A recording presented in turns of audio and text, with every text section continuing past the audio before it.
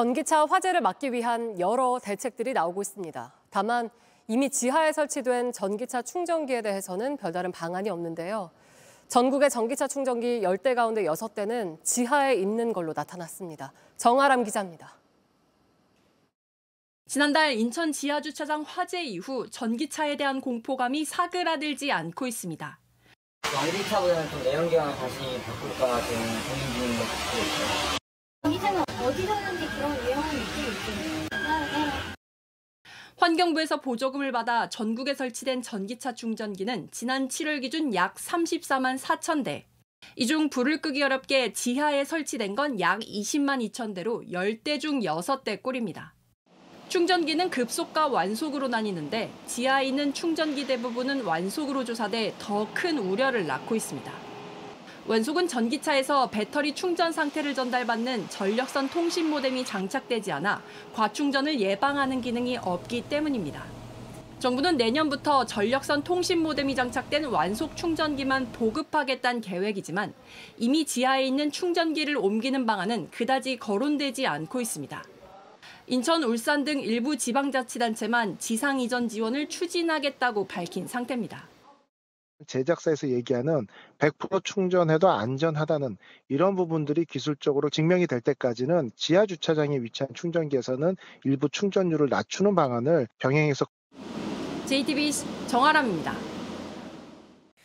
정부가 위험하니까 이 지하에 전기차 충전구역 설치할 땐 전기실과 10m 이상 떨어진 곳에 지으라고 권고하고 있습니다만 비용 아끼려고 꼭 전기실 바로 옆에 짓는 아파트들이 있습니다. 전기차 충전구역 바로 옆에 2만 볼트 고압 전류가 흐르는 아파트도 있는데 공다솜 기자가 취재했습니다. 서울의 한 아파트 지하주차장의 전기차 충전구역입니다. 충전기 바로 옆엔 2만 볼트가 넘는 고압 전류가 흐르는 전기실이 있습니다. 경기도의 700여 세대 아파트도 비슷합니다. 올 초 지하 3층에 전기차 충전구역을 증설했는데 전기실과의 거리는 불과 5m 정도입니다. 만에 하나 전기차에서 시작된 불이 전기실까지 번져 더 큰 사고로 이어질까 주민들은 불안합니다. 화재가 발생했을 시에는 엘리베이터랑 비상 발전구 같은 것도 가동이 제때 되지 않아서 아파트 전체가 피해를 볼 수 있는 전기실 앞에 설치했다는 게 좀 너무 불안하고. 국토부는 지난해 말 지하에 전기차 충전구역을 설치할 땐 전기실이나 기계실, 발전기실과 10m 이상 거리를 두라고 권고했습니다. 전기실 등으로 불이 옮겨 붙었을 때 정전이 발생해 소화 펌프나 환기 설비가 멈추면서 2차 피해가 발생할 수 있다는 겁니다. 하지만 강제할 수 없을 뿐더러 아파트 입장에선 공사 비용 문제로 인해 오히려 전기실 근처를 선호하는 추세입니다. 길이가 길어지면 길어질수록 단가가 높아지기 때문에 공사 비용을 아끼기 위해서 전기실 근처에다가 많이 설치를 하려고 하죠. 다만 관련 업체들 사이에서도 우려는 이어지고 있습니다. 메인 전기실까지 다 데미지가 갈 수밖에 없거든요. 지하에 설치할 경우에는 위에 설비가 최대한 없는 곳에 설치하는 게 맞고요. 전문가들은 정부의 권고를 준수하고 공간 제약 등의 문제로 한계가 있을 경우 반드시 소방 설비를 갖춰야 한다고 강조합니다. JTBC 공다소입니다. 인천 전기차 화재로 전기차 공포가 확산하고 있습니다. 여러 아파트 단지에선 전기차 충전 시설을 어디에 둘지 주민들 사이에 혼란도 벌어지고 있습니다. 공다솜 기자입니다. 지상과 지하 모두에 전기차 충전 시설과 주차장이 있는 인천의 한 아파트 단지. 정기 입주자 대표 회의를 여는데 핵심 안건은 전기차 설비 운영으로 잡혔습니다. 최근 화재가 이어지자 전기차 충전기 운영 방식 등을 논의하기로 한 겁니다. 비용이 추가로 들어갈 수도 있는데 주민 의견은 엇갈립니다. 얘가 아무래도 낫죠. 여기는 화재가 나도 빨리 이제 진화도 할 수 있고 또 아파트에도 위험이 없고. 아니 뭐 학교 다니면 낮에도 계속 오며 가며 하는데 또 지상에 전기차까지 더 오며 가며 하시면 또 더 위험할 수 있잖아요. 재건축을 마치고 11월 입주를 앞둔 서울의 한 대단지 아파트는 민관이 모여 회의를 열었습니다. 지하에 있는 전기차 설비 지상화나 지하주차장 소방 설비 등 대안을 논의했는데 신축 아파트의 경우 상황은 더 복잡합니다. 대부분은 지상의 주차장 대신 편의시설을 마련하는데 이 시설이 아파트 가격까지 좌우하는 경우가 많기 때문입니다. 지상 공간을 충전 시설로 두긴 어렵다는 겁니다. 아파트의 커뮤니티 인프라 그런 내용들을 활용할 수가 있나. 주거단지로서의 가치를 높일 수 있는 방안이 있잖아요. 지상에 자동차 올리고 아파트 주민들 생활을 집에서만 국한시키는 거. 해결 방안이 아닌 거죠.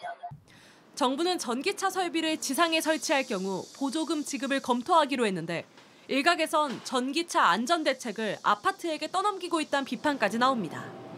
JTBC 공다솜입니다.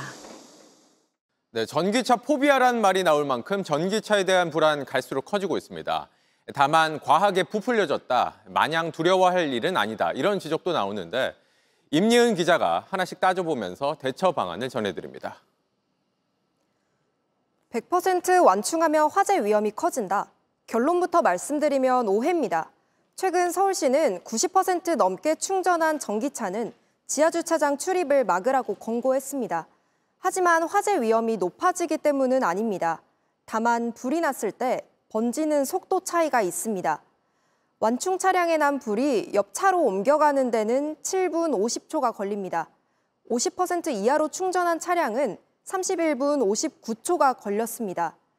차량 바닥을 자주 부딪히면 화재 위험이 높아진다는 건 사실에 가깝습니다.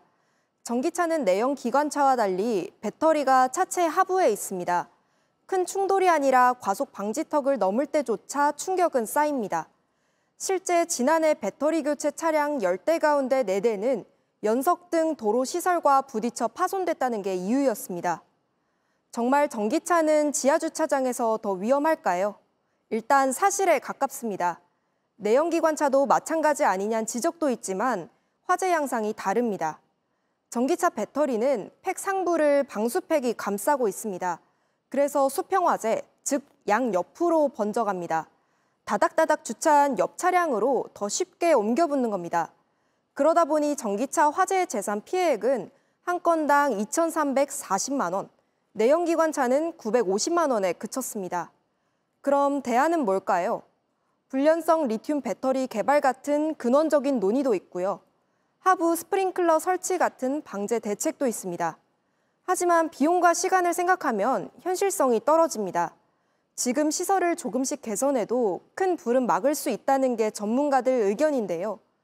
현재 천장 스프링클러 간격은 2.3m 정도입니다. 이걸 15cm씩만 좁혀도 수평으로 번지는 불길을 차단할 수 있습니다. 배터리 온도 상승과 이상 조짐을 감지하는 시스템, BMS 개선에도 속도를 내야 합니다. JTBC 임예은입니다.